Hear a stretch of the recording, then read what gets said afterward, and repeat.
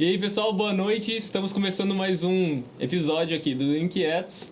Hoje o nosso tema bem interessante é sobre morte, né? Então, diálogo com a morte. Esse tema que às vezes deixa as pessoas um pouco deprimidas, deixa as pessoas um pouco afastadas ou mesmo meio um pouco irrequietas, porque traz um clima um pouco mais pesado. Mas a gente vai trazer hoje um pouco de uma abordagem diferente sobre esse olhar de finitude, né? De fim. Né? A gente vai começar a trazer alguns outros olhares aí possíveis para esse tema que, na verdade, ele é rico e ele pode ser até bonito, né? Em alguns momentos. Então estejam aí com a gente. Para começar, para falar um pouquinho sobre... trazer o primeiro insight aqui que me trouxe nesses últimos dias aí sobre esse tema que a gente definiu. Falar sobre Sekhmet, né, que é uma deusa egípcia, a deusa egípcia da cabeça de leão, que para os egípcios ela era a deusa da destruição, né, da morte, da guerra. Não a deusa da guerra, porque na verdade da morte, porque quem era o deus da morte era Anubis, na verdade, mas o deus da guerra que também traz destruição e fim, né? E na verdade para os egípcios isso era extremamente interessante, né? O fim que na verdade possibilita um novo reinício. Isso a gente vê também no besouro, né? No besouro escaravelho do próprio Egito, onde o escaravelho que come a carne em decomposição, na verdade ele transforma aquilo em nova vida. Né? Então, tem algumas abordagens no Egito, tem outras abordagens que a gente pode falar lá na Ásia. Então, tem o símbolo do uróboro ou do ouroboro, que não sei se vocês já ouviram falar, mas é uma serpente ou um dragão que lá na mitologia asiática ele é a serpente que morde o próprio rabo. Então na a vida que está se alimentando da morte, né? E trazendo um novo ciclo, né? de vida. Então, e ao mesmo tempo o dragão lá na Ásia também ele significa destruição. Ele é representado principalmente pelas chuvas, né? Pelas tempestades, e essas tempestades geralmente desolavam, né? Toda a região, mas era com essa tempestade que a gente podia ter um novo ciclo de colheita, um novo ciclo de vida. Então são várias abordagens que a gente consegue ver através da mitologia, e eu acho interessante a gente começar a ter um olhar não só de finitude, de fim, né? Mas também de um novo começo através do fim que foi, né? Mas um novo ciclo que se inicia.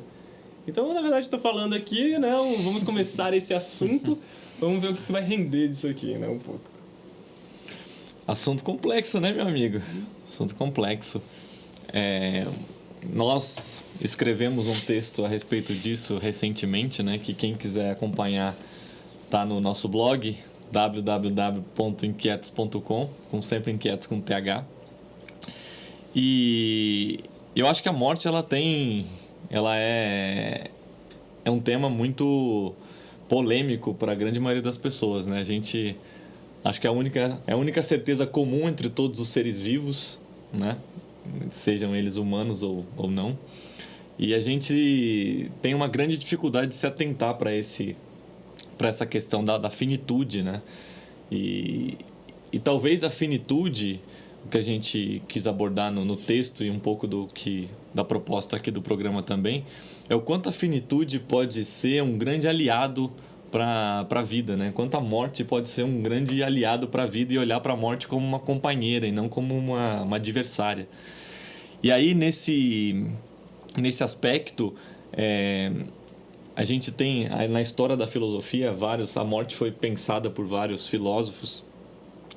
Eu traria aqui Montaigne, que é um que falou bastante sobre a questão da finitude.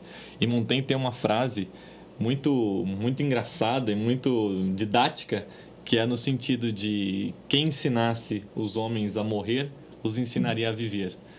Então, acho que com isso ele traz a potência que a gente tem desde o primeiro dia e de ter a morte como uma companheira que caminha ao lado e que talvez nos sussurre aos ouvidos que a nossa vida é finita, que a gente tem que olhar para as nossas escolhas e dar valor e significado a elas e não tocar uma vida no automático. E hoje acho que é um dia especial para falar sobre isso, porque hoje eu me encontrei num momento bastante introspectivo. E aí, nesse momento bastante introspectivo, e eu que sou uma pessoa extrovertida, eu gosto de estar bem, de rir, de falar. Você se energiza com o exterior. Me energizo com o exterior. Nesses momentos de introspecção, É engraçado a minha forma de interação com as pessoas, porque como as pessoas me conhecem do lado extrovertido, e no momento que eu estou introspectivo, elas questionam o que está acontecendo com você, tá com problema, tem alguma coisa errada. E aí eu penso nesse sentido de como que a gente tem que se permitir vivenciar todas as fases da vida e todas as alegrias ou tristezas, e aí tratando a morte como uma potência talvez menor, uma potência baixa. A gente for olhar aqui o movimento do eletrocardiograma, é um movimento assim, de altos e baixos, né?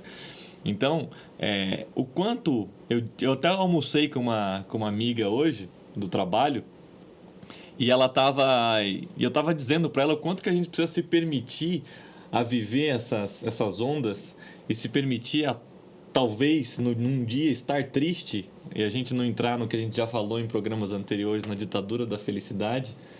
E o quanto esses momentos também de tristeza, de morte, aí tem o nome que for, são momentos que, para mim, principalmente, são de grande produção intelectual, de grande reflexão a respeito da vida.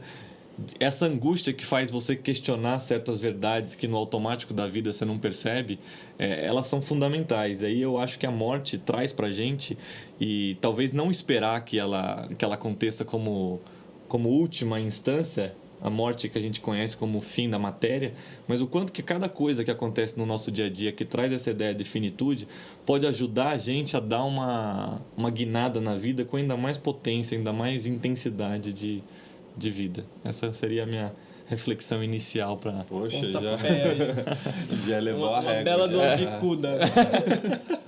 Pra gente começar a falar, né? Dar uma explicação aqui porque que o lugar tá vazio ao lado. Mostra a almofadinha. Hoje a aí. gente inclusive substituiu o Bruno Bidon numa nova versão, um pouco mais verde. Um pouco mais magra. Hoje. Isso não tem nenhuma intenção, a gente tá querendo falar que ele é uma samambaia no programa. Pô, esse não é samambaia, eu vou Ele ter que que falar nos agora. perdoe hoje, né? Pô, porque eu sou engenheiro Samambaia, florestal, planta. não é uma Erva plantinha. daninha. Vai, uma plantinha. O cara que não veio sofre com bullying, né? É tipo na escola, o cara não vai, sofre, é alvo de todos os sarcasmos. Bem, o Bidóia, ele tá em lua de mel, olha só que coisa boa, e por isso não pôde estar aqui com a gente hoje, mas no próximo programa estará aí, firme e atuante.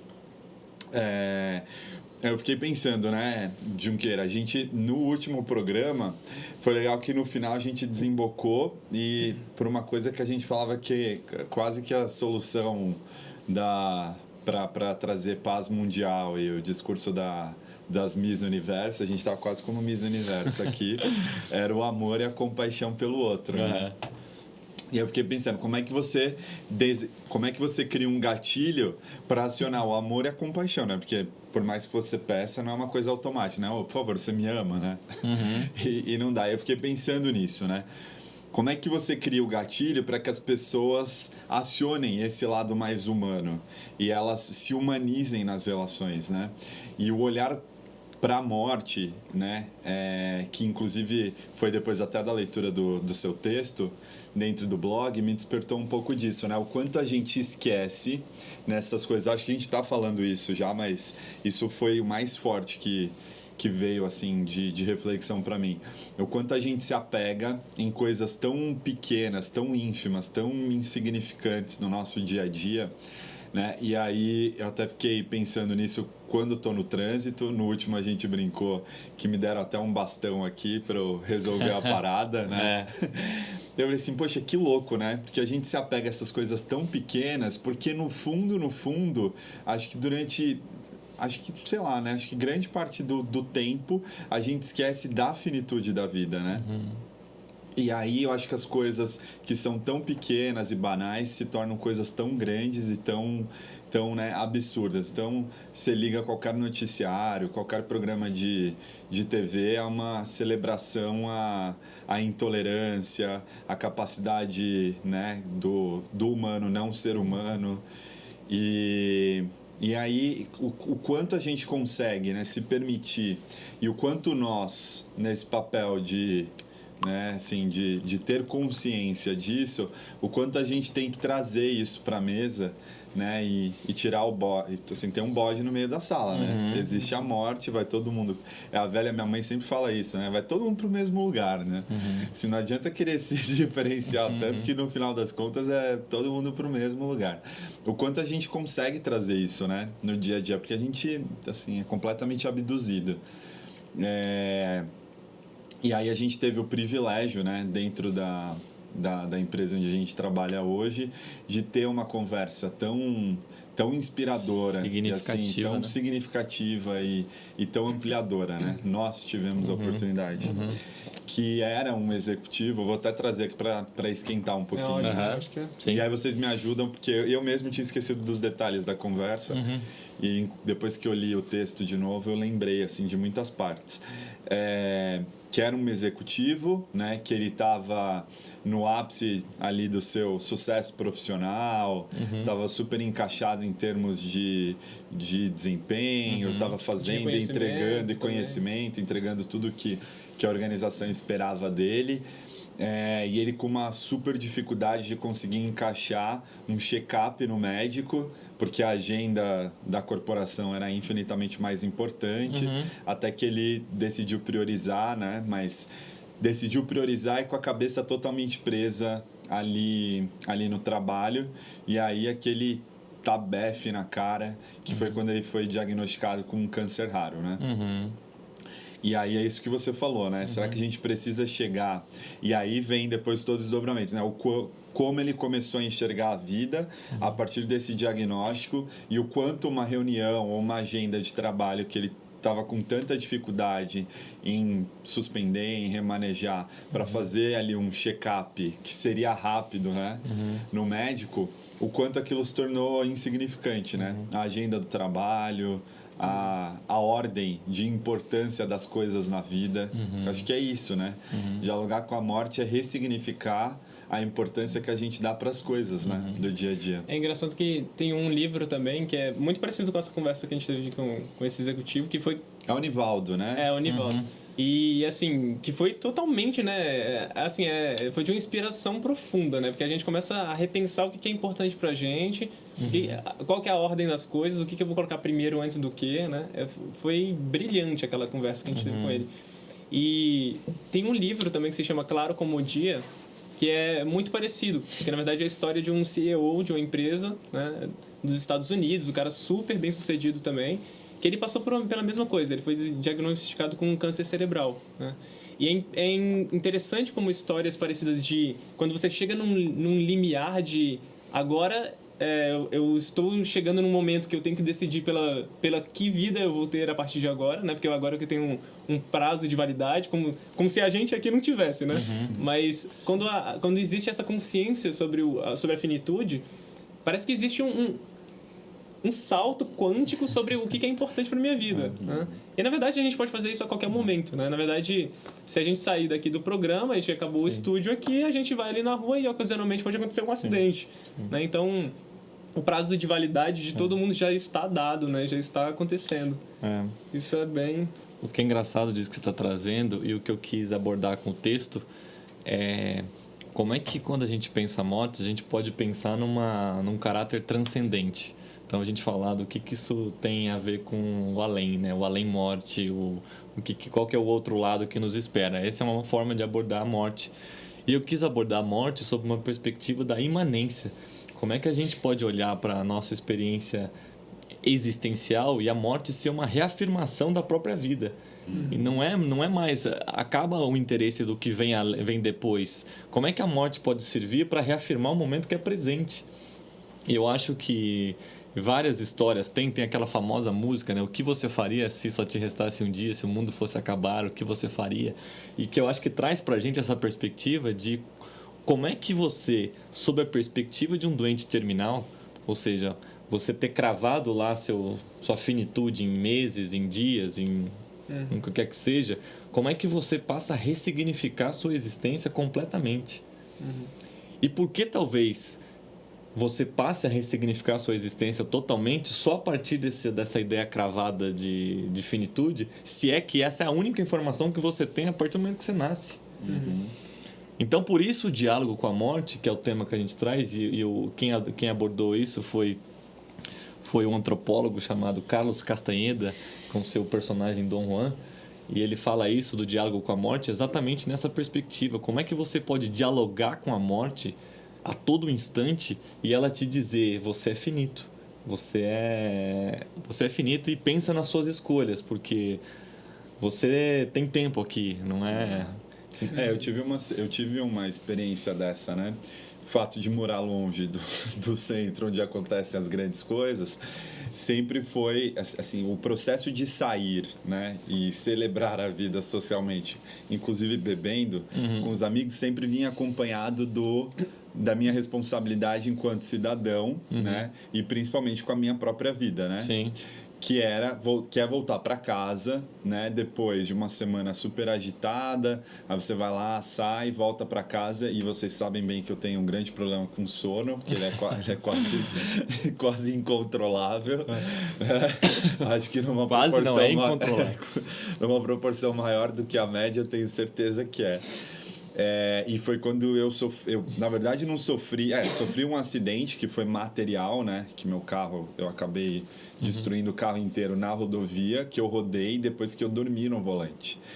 E assim, foi a situação extrema, então foi de fato ficar face a face, né, com a morte, né, e ver o carro rodando na rodovia e ver que depois você passou ileso e quase mais uma chance que é dado a você de fazer a coisa diferente, mas que nem sempre isso é possível, né?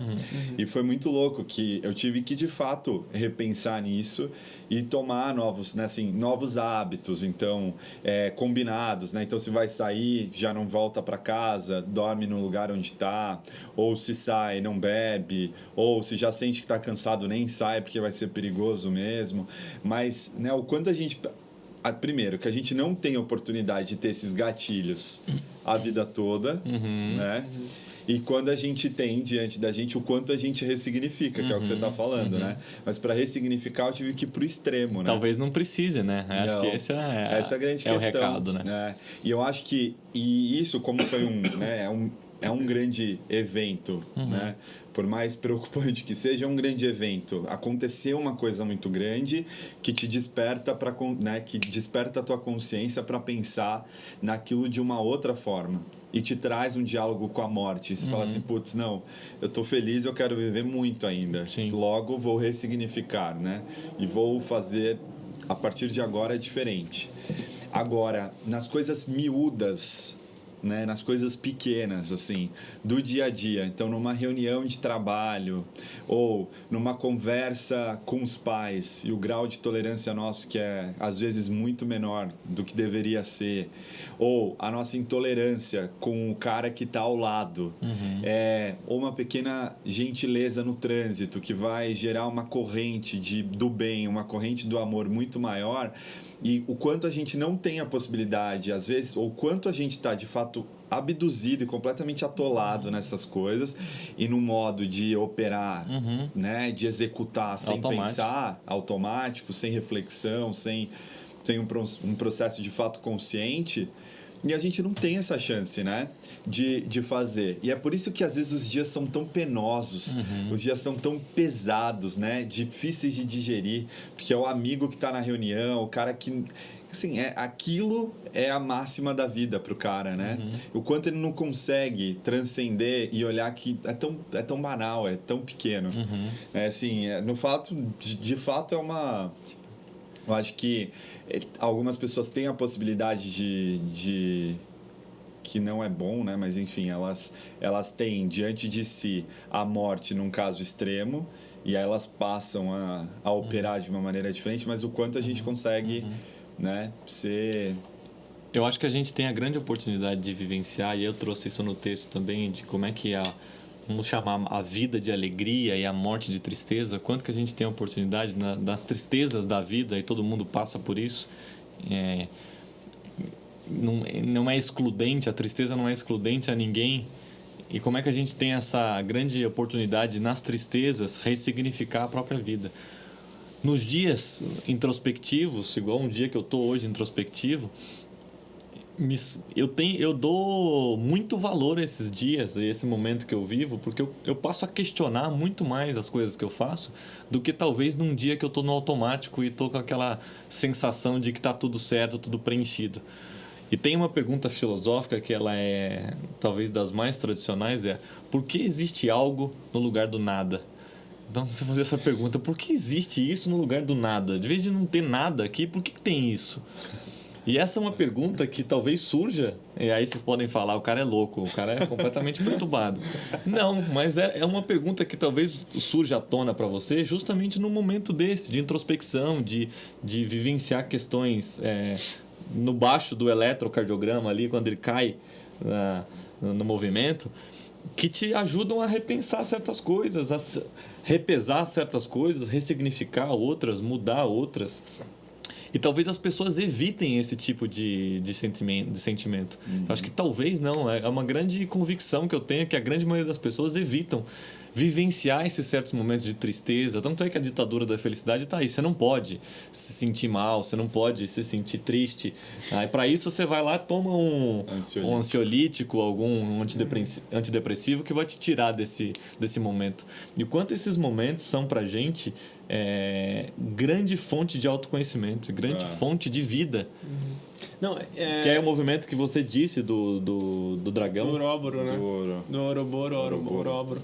É interessante porque os ciclos, na verdade, a gente pode ter uma abordagem sobre a tristeza e a morte, né? A gente pode ter essa similaridade.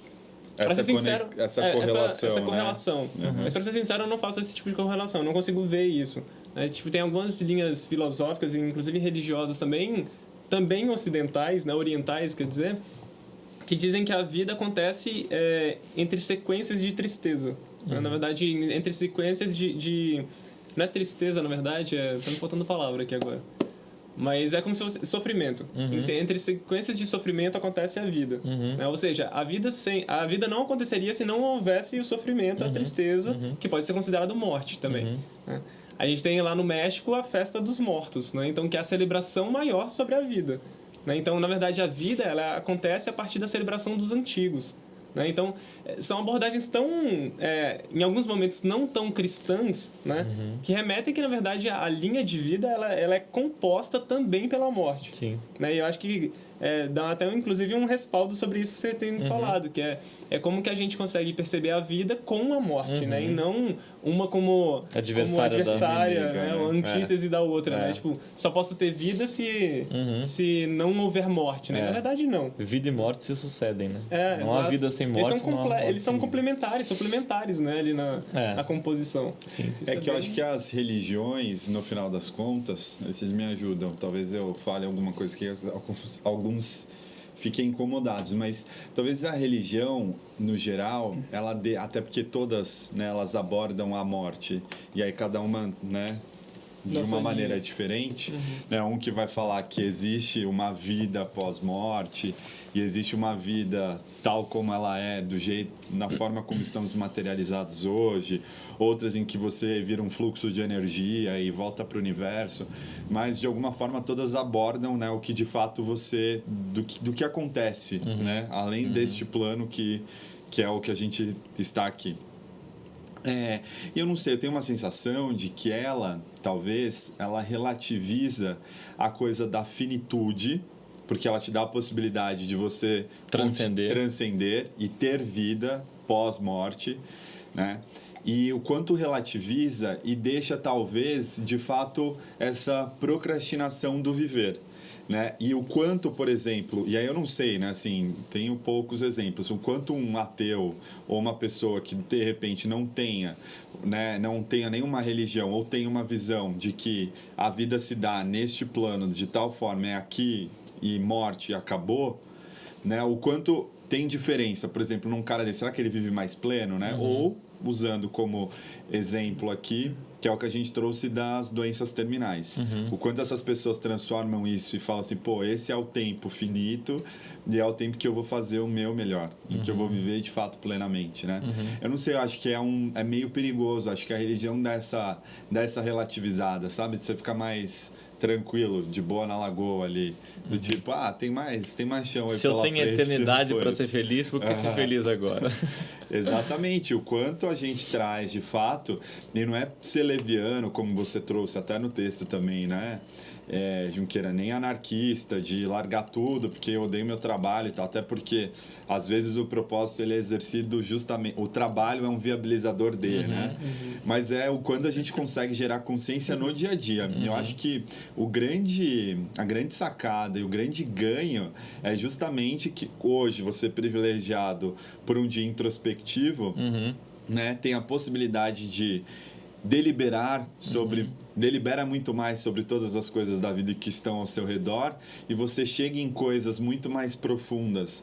E aí, de fato, você, né, talvez num dia introspectivo tá sendo muito mais... tá vivendo, de repente, muito mais pleno, né, do que num dia não introspectivo.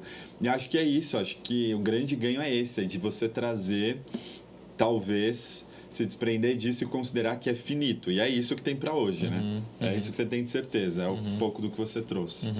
E aí, na religião, acho que dá essa relativizada, Mas né? eu acho que nem é tão... talvez não seja nem excludente, né? Uma coisa da outra. Talvez você possa viver a vida plena realmente depois dessa vida, né? Vamos supor que essa vida terminou. Você pode... Vou pegar aqui o filme daquela... Como que é? O Cidade...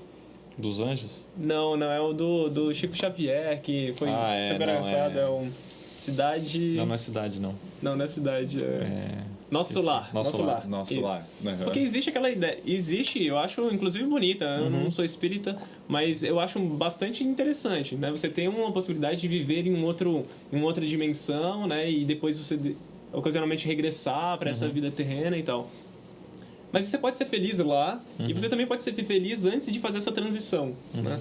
Talvez entre as religiões, muitas delas falam se não está dando muito certo aqui, se está ruim aqui, então você pode deixar para o outro lado. Mas nem todas elas fazem isso, né? Não, acho que tem as doutrinas, no geral, elas querem despertar um ser humano melhor, né? Enquanto neste plano.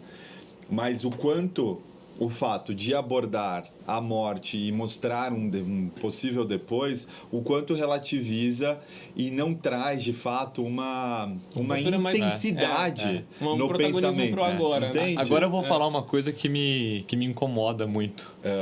Eu sou, por diversas vezes, questionado do meu aliado de religião e filosofia. Cara, como é que você é um cara que gosta de filosofia, é religioso, é católico e tudo mais? E para mim tá exatamente nesse tema. A religião, ela para mim é um contato com a transcendência, com algo que está além desse mundo nosso material aqui, da vida que estamos vivendo nesse momento, talvez, a olhos nus. E a filosofia é algo que me ajuda a reafirmar a própria vida. Enquanto a religião me ajuda a transcender, a tentar escapar aquilo que não está visível, a filosofia ela atua exatamente no contrário disso, de me ajudar a reafirmar o que é imanente, o que é matéria, o que é presente. Então eu acho que são canais tão completamente diferentes. E aí eu não sou nenhum fanático religioso, eu tenho minhas crenças, tudo, mas e por isso que eu acho que às vezes até a filosofia, por mais contraditório que isso pareça, ela me aproxima ainda mais do divino do que a própria religião. É tão maluco isso, porque ao reafirmar a própria vida vivida e vivenciar o transcendente é um negócio tão doido. É vivenciar a transcendência na imanência, é vivenciar o infinito no finito, é vivenciar o além na própria vida. Então, como é que essa experiência existencial pode reafirmar e você tiver experiências, digamos, espirituais na própria vida? Isso não está transcendente. Aqui eu não estou falando em experiências de deuses, de nada disso. É a experiência do divino, do espírito na própria vida. Por isso que eu acho que talvez a religião ela não aborde, ela aborda muito na perspectiva da transcendência, do quanto isso está garantido pós-vida. E eu acho que talvez tem questões que nos ajudam a vivenciar a vida na vida, não a vida no pós-vida. Não, mas não são todas as religiões que Sim, fazem isso. sim. Principalmente as cristãs têm Sim. bastante essa pegada, né? Do tipo, e depois da morte, o que acontece? Mas tem diversas outras linhas religiosas que falam que a vida acontece aqui, né? Agora. Depois vai acontecer outro tipo de vida, mas a vida acontece aqui e a vida divina acontece inclusive agora, né? Que são pegadas diferentes, né? Sim. Então, eu acho que tem abordagens muito diferentes que falam sobre a vida agora, a morte agora, ou a vida e a morte depois também. É bem louco, que a religião ela tem per si, na definição dela, algo transcendente. Lógico que várias falam da importância de vivenciar o momento, da perspectiva mais imanente, mas ela tem no caráter dela uma questão transcendente que é comum a todas. Então, acho que isso que traz talvez essa possibilidade de adiar a vida vivida. Vou deixar para viver ela na eternidade, lá no paraíso, porque aqui é calvário só. Não, mas então, essa abordagem é essencialmente cristã. Sim, eu sei. Porque a É que eu tô falando religação- aqui, todas elas, independente disso, elas falam na transcendência. Ah, elas falam. Não, mas muitas delas falam que o divino acontece agora Sim, também. É só sim, esse ponto. é. Que a É que é também, religare, né? A isso. religação, ela pode... É a religação com o divino, com a Sim. fonte criadora. Sim. Então, essa fonte criadora pode estar depois, né? Num plano diferente do meu agora. É. Então, a morte, ela seria quase que uma chancela para você passar para o divino, né? Para perto do divino. Ou não, a minha religação pode acontecer agora porque o divino está aqui do meu lado. Sim. Né? E não num plano diferente. Então, é interessante essa abordagem, né? A gente não tinha pensado até agora, mas é bem legal. E o que mais tem são blockbusters que abordam isso, né? E o quanto idealiza-se, né? Numa visão mais espiritual da coisa. Não, espiritual não. Numa visão mais Atualizada. Não, do espiritismo espírita. Espírito. O quanto se dá a vida nesse plano posterior, além morte, né? E que às vezes fala assim, nossa, acho que eu vou fazer uma troca. Porque existe um campo, né, da idealização. Por isso que eu falo, talvez é uma muleta no final das contas, entende? O quanto te acalma saber que talvez um plano melhor do que o atual, entende? E te dá a possibilidade de viver empurrando com a barriga. É a pergunta do eterno retorno do Nietzsche, né?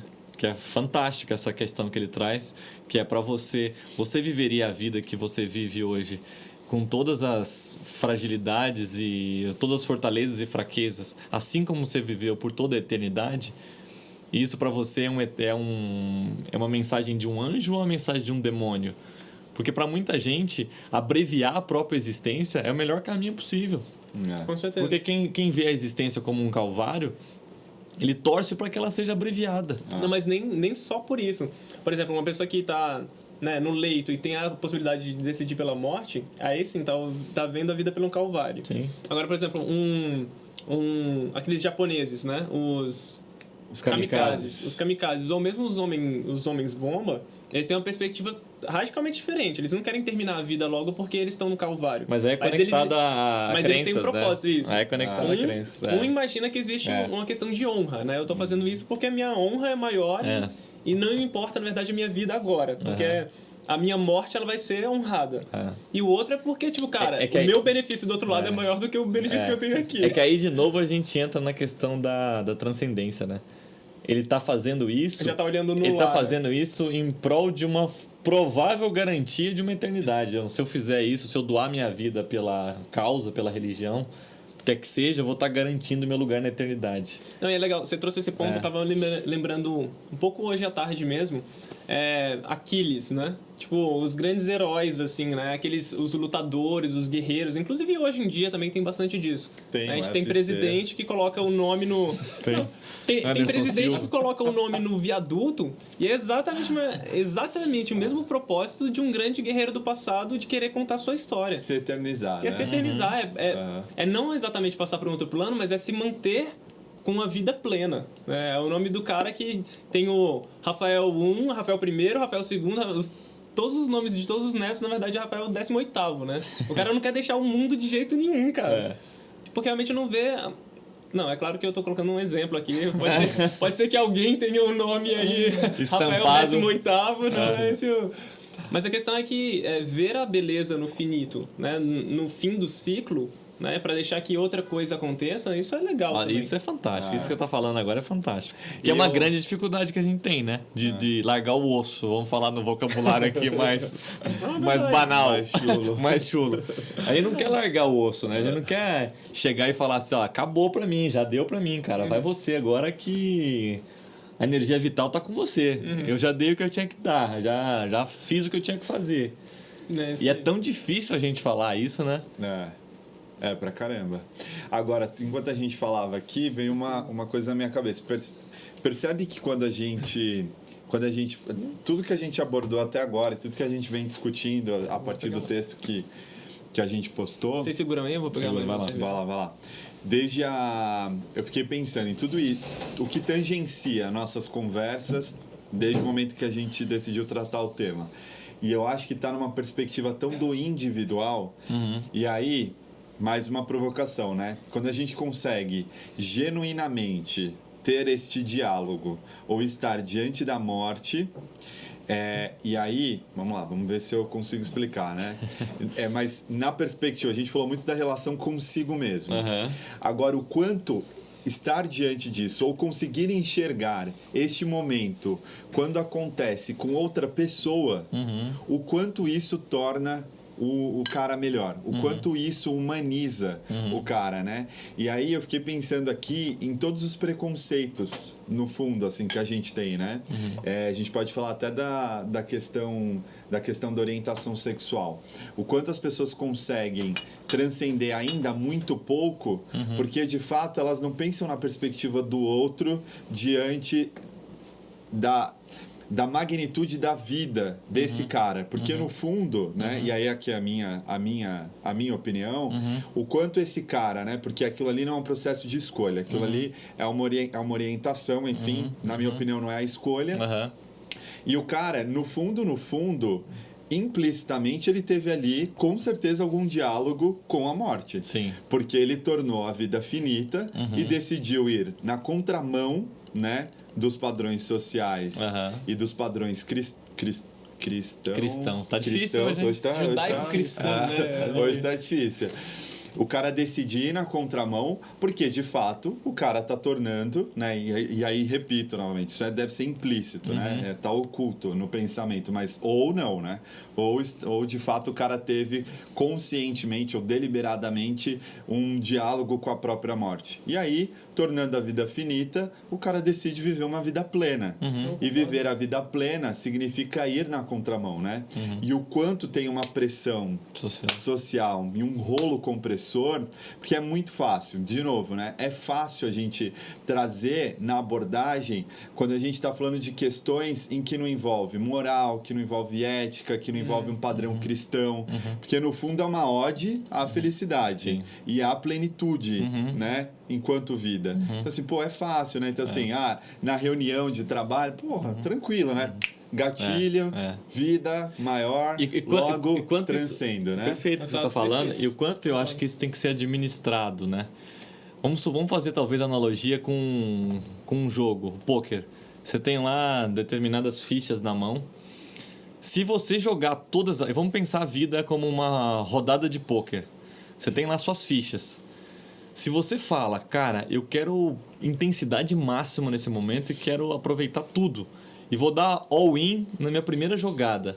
Você está correndo um extremo risco ali. Explica o que é all-in. All-in é você pegar todas as suas fichas e colocar na jogada. Boa. Eu deduzi, né? Não sou um jogador. É o último copo.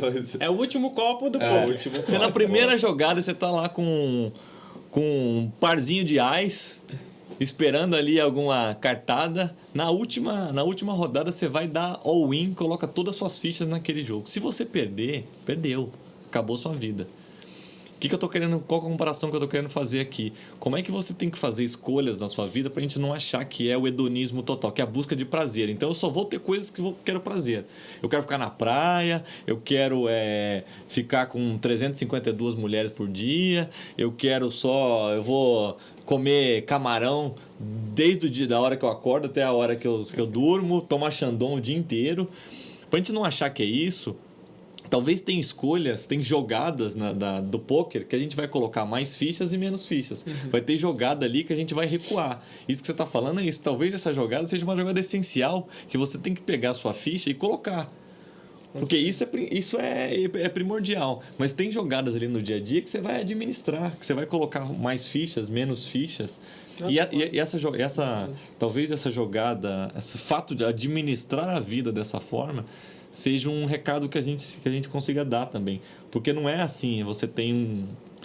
Porque é difícil falar assim, então tá bom, você tá falando de diálogo com a morte, eu vou fazer... É prazer o tempo todo, então eu vou sair daqui, eu vou chutar o pau da barraca, eu vou roubar um banco ali. Então, mas eu acho que o grande ponto é justamente esse, o quanto os padrões sociais e os padrões e aí sociais, porque derivam de uma filosofia cristã, porque deriva de uma instituição como a igreja X ou Y, o quanto isso é rolo compressor e não possibilita o diálogo do indivíduo com a morte. Você entende? Porque é genuíno só para o indivíduo e não que a sociedade impõe a ele, né? Porque no fundo o padrão é muito maior do que de fato a finitude de vida. Sim. E o cara não consegue dialogar, até porque ele não recebe estímulo para isso. Mas o que eu tô falando aqui é que talvez não é que a gente tá falando que o correto seja o contrário disso.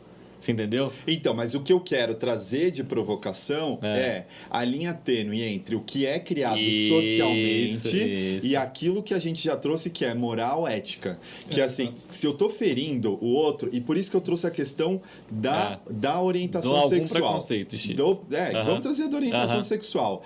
Porque, no fundo, se esse indivíduo ele não está prejudicando o outro, porque ele está na sua relação consigo mesmo muito bem, na relação com o outro muito bem, e ele não agride, porque ele não está agredindo, né? Ele não agride o espaço, mais uma vez, isso não é uma ode a questão. É só uma questão da gente deliberar racionalmente sobre isso. Aqui não fere. Por quê? Se fere, está ferindo um valor que foi criado pela sociedade, concorda? Mas é um valor cristão, é um valor que não transcende, é um valor que não está considerando, porque que regra? Quem foi que criou essa regra? Mas esse talvez seja uma reflexão dele com ele, mais importante, dele com ele mesmo. Não dele com não com a sociedade, também nessa perspectiva de morte, de por que talvez tem muitas pessoas que não vivem isso, já que são e não vivem. Por quê? Porque esse diálogo talvez não foi bem feito. O medo social ele foi maior do que é isso que eu quis trazer.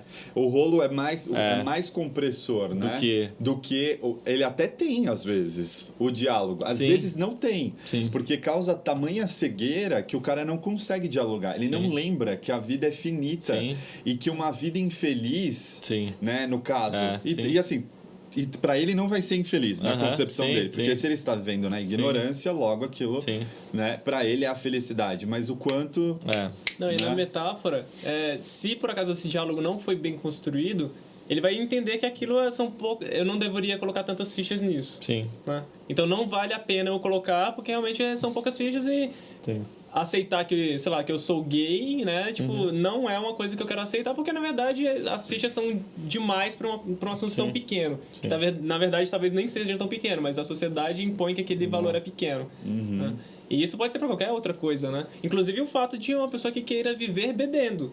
Por que não é possível que a pessoa viva bebendo ou bêbado? Né? Tipo, quem disse que isso é uma coisa...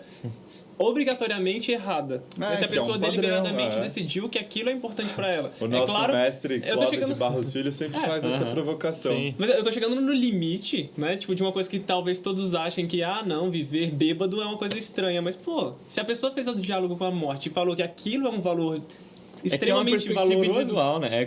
Exato, é indivíduo, cara. O que a gente tá querendo trazer aqui, talvez, é que não há gabaritos, mais uma vez, pra essa história, né? Não é, não tem... Desculpa, se você esperava uma resposta pronta, não é aqui. Talvez seja exatamente isso. A gente não vai chegar com uma diretriz aqui, respeite a sociedade, nem com outra diretriz. Não respeite a sociedade e chute o pau da barraca a todo momento. Não é nenhuma nem outra, é a escolha sua, do indivíduo. Esse diálogo, por isso que é um diálogo com a morte, não é uma... São dois, né? Não é uma conferência. Não é uma conferência com a Ou morte, é um diálogo. monólogo, né? Um monólogo da morte. Por Ou isso, seu por isso é monólogo. você e ela. Mas é isso, acho que o nosso papel tem sido cada vez mais trazer para situações mais extremadas, para a gente conseguir sair desses grandes. Né? É isso, tem que transcender no final das contas. Sim. E aí, de novo, né, a provocação, o quanto a gente consegue ter esse olhar de ver que o indivíduo está ali diante de uma... Ele fez uma opção que, de repente, ele já fez o diálogo com a morte. Sabe quando você tem a conversa com um cara, e assim, né, pode ser com o próprio cara que bebe, e o cara, ele já teve esse diálogo, e ele prefere tornar a vida dele, em termos de duração, ele, né, potencialmente menor do que viver mais, mas viver infeliz, abdicando de um prazer. Cara, o maior exemplo disso é Deleuze. Deleuze era um filósofo francês, ou seja, o ápice da iluminação, um cara extremamente com um nível de reflexão e nível de consciência absurdo.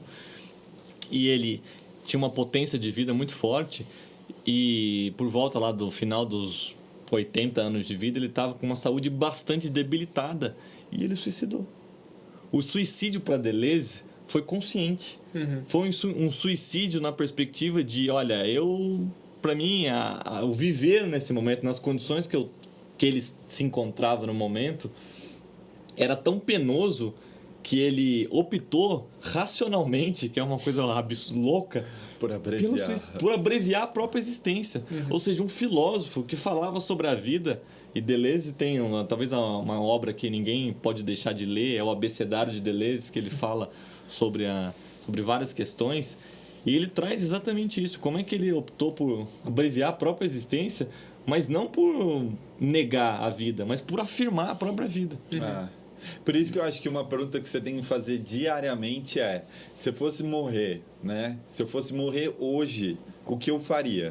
Assim, o que você faria? Que aí é dialogar. Quer morrer com dignidade, né? Quer trazer, dialogar, não é que é morrer, todo. É trazer dignidade à própria vida, né? Ser digno, ser digno de viver. Aquelas pessoas que te perguntam, você é digno? Você tem dignidade?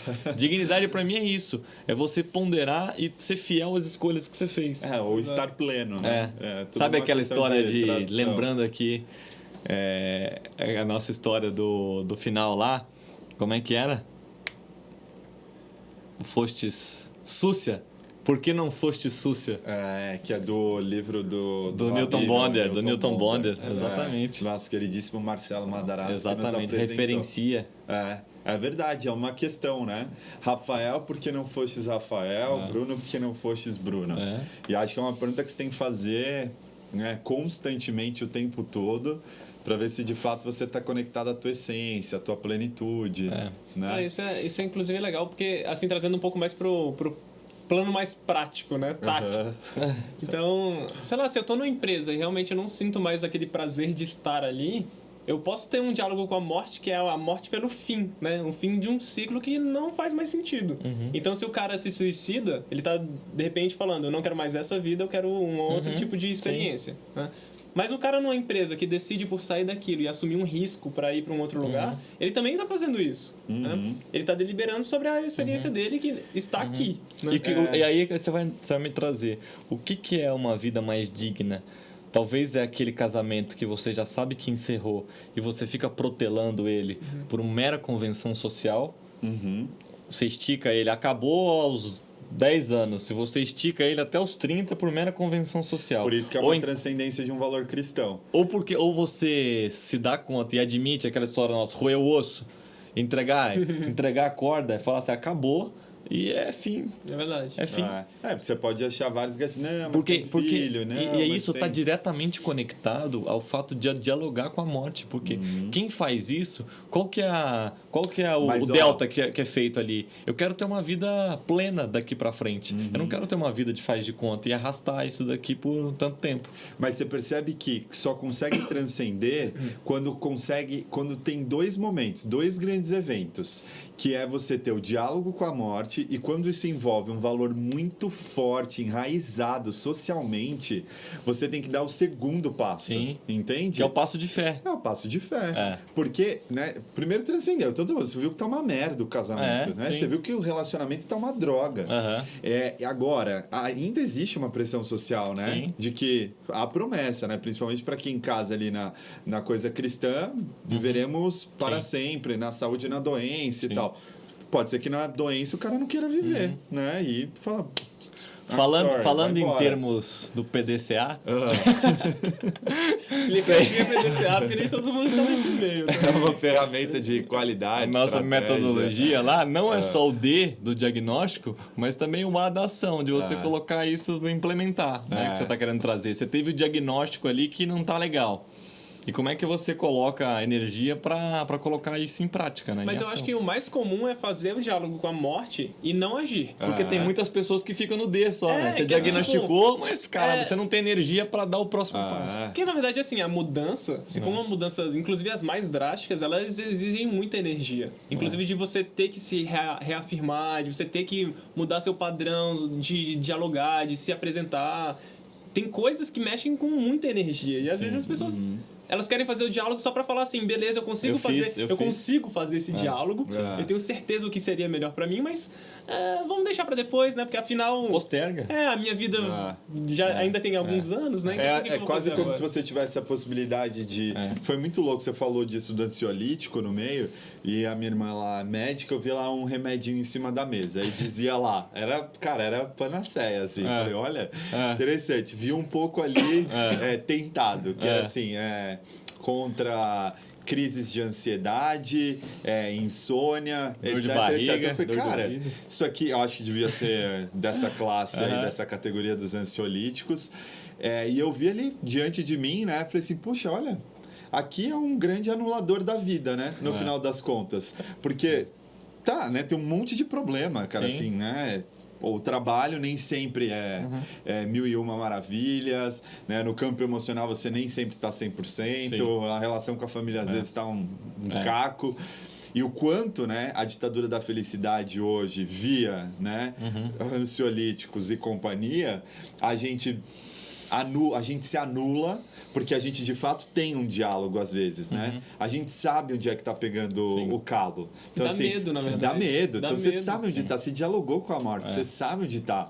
Então, assim, no relacionamento, só que dar o passo de fé, que é o que a gente falou, exige essa energia, E por né? isso que eu fiz a analogia, talvez, com o jogo, porque você sabe as cartas que você tem na mão, mas você não sabe as cartas que o adversário tem na mão. Perfeito. E quem faz analogia com isso, e por isso que não há gabaritos, não há como a gente sair daqui com 5 princípios para a vida dessa conversa nossa. Se você queria isso, esqueça. Porque cada um vai ter o D, o diagnóstico, que é seu. convém, Que é né? seu. Que é seu. Eu posso chegar e diagnosticar que a situação tá uma merda, mas tem vários fatores que influem. Será uma família com filhos, eu pondero a tristeza dos meus filhos em ver a separação, e pondero que eu talvez eu pratique ágape aí, que é um tema que a gente falou, eu recue para que o outro não sofra, E aí uns vão falar, não, mas você está renunciando à sua própria felicidade em favor de outro, mas tudo bem, é uma análise que foi feita. Se eu tenho uma puta de uma jogada na mão, mas eu sei que tem uma jogada melhor que a minha e eu ficar com medo daquilo, não há problema nenhum de eu recuar e não colocar todas as minhas fichas lá. Por isso que cada a especificidade do ser humano, ela tem que ser soberana em todas as ações. E por isso, amigos, tenham muita calma quando forem comprar os livros de autoajuda, aqueles que te prometem a felicidade eterna, as 10 lições para serem felizes, os 8 passos para a riqueza. Ontem. Como é que chama o nosso amigo lá? Os 7 hábitos das pessoas altamente eficazes. Tenha dúvida. Não compra, eu comprei 3, tô fazendo um resumo, já sai a lista dos 10 mais. Tenha dúvida porque no ano seguinte ele soltou o 8º hábito, ou seja, os 7 não foram suficientes. Ontem eu me peguei, tava lendo uma matéria lá que era 10 características das pessoas equilibradas emocionalmente. Confesso que fiquei feliz. É bom que Sou serve um cara pra todo equilibrado mundo, né? emocionalmente. Serve pra todo mundo. Não, eu juro, eu imaginei o cara que tava lendo aquele negócio e falou assim, porra, não manifestei manifesto nenhuma das coisas, né? Sou um desequilibrado emocional. Cara, é um perigo, né? É um perigo. Mas eu acho que tem uma provocação boa, que é esse, né? E também, mais uma vez, né? A gente não está estimulando aqui para que todo mundo saia despirocando e quebrando tudo, né? Mas eu acho que também tem um processo legal de você se alimentar com pessoas que fazem mudança, que é um pouco daquilo quando às vezes a gente tem contato ao longo da nossa vida, que é ou por meio de um vídeo, ou é uma palestra motivacional, tem lá o seu lado bom, né? Autoajuda. Porque no fundo ele te alimenta com a energia vital, né? Do tipo de ver, né, que alguma pessoa pode ser diferente, né? Que uma pessoa deu passo de fé e tá tudo bem. Até porque a única morte que não se resolve é a morte de fato vital, né? Acabou vida, acabou. Agora, o quanto, que nem o Rafa trouxe, do trabalho, o quanto de fato, né? E aí, claro, eu sei que existe a especificidade de cada indivíduo. E vai ter o cara que tem o compromisso das contas para pagar, tem a família para, né, para sustentar. Mas o quanto, por exemplo, em outras coisas que não é a vida em si mesmo, o quanto a gente pode experimentar o diálogo com a morte, morrer, né, e renascer, né? O quanto isso é gostoso. E aqui eu vou trazer, inclusive, Fênix, né? Outra... É impressionante como a mitologia ela consegue retratar muito o que a morte pode ser como um ciclo, sabe, de renovação, né? A Fênix, eu não sei se todo mundo conhece exatamente a história dela, mas ela é uma ave de fogo que ela Harry se consome. Potter, conheci bem lá. Mas ela é um pouquinho mais do que aquilo no Harry Potter. Claro que não, é aquilo lá, tá fazendo uma crítica a J.K. Rowling. Ela é uma ave de fogo que ela se consome, ou seja, ela se mata, né? E nesse processo de morte, ela cai em cinza, e a partir da cinza agregada, ela renasce novamente através de um ovo de fogo. Então ela começa a se consumir de novo. Significa assim que o ciclo ele é eterno, né? Tipo, ele se consome do mesmo jeito que o uróboro, né? Que é a cobra, que é a serpente que morre seu próprio rabo para se alimentar de si mesmo. Né? É a mesma ideia de Fênix. O quanto a gente trazer a concepção isso, né? Morte, vida, e trazer para coisas em que a gente pode prototipar, né? Você pode experimentar, porque no fundo você não tem prejuízo, né? Porra, morre, vai renascer de novo, vai renascer. Vai ter alguma coisa que vai acontecer e vai compensar. Porque quando exige o passo de fé, a gente trava, né? Com certeza. Pô, como é que eu vou sair de um emprego se eu não tenho outro? Como é que eu vou sair de um relacionamento se eu não tenho outro garantido? Mas o engraçado é que ao mesmo tempo que você pondera isso, tem uma grande questão que eu até ouvi hoje no Facebook do meu querido amigo Alexandre, que ele postou, que as pessoas têm uma grande propensão a analisar o passado como mais lindo do que ele realmente foi. O futuro como mais feliz do que ele realmente pode ser. E o presente muito mais triste do que ele de fato é. Então você acaba vivendo a vida aí numa ou num saudosismo, uma nostalgia gostosa. Exatamente. A vida toda, uma promessa de uma vida futuro que não vem e um presente de merda. Enquanto o futuro ele não é ainda. E que merda de presente, né? Vou viver em função de e viver esse eterno dilema. Porque senão a gente tem a grande tendência de ver uma pessoa, um ídolo extremamente feliz. Vamos supor que eu tenho um ídolo que seja o Neymar. Então eu resolvo dizer para mim mesmo que se eu fosse jogador da seleção brasileira, namorado da Burda Marquezine, estivesse jogando a Copa no Brasil, eu seria extremamente feliz.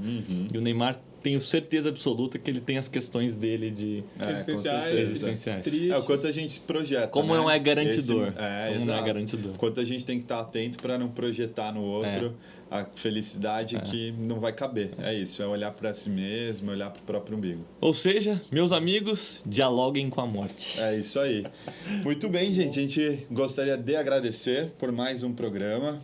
Foi um prazer falar com vocês, ainda mais esse tema, né? Acho que tem lição de casa aqui. Eu mesmo saí inquieto com várias questões, né? E o quanto a gente, no nosso dia a dia, a gente perde a possibilidade de dialogar com a morte. Acho que é um convite, embora o Junqueira tenha falado num tom mais de brincadeira, é um lembrete importante de dia a dia, né?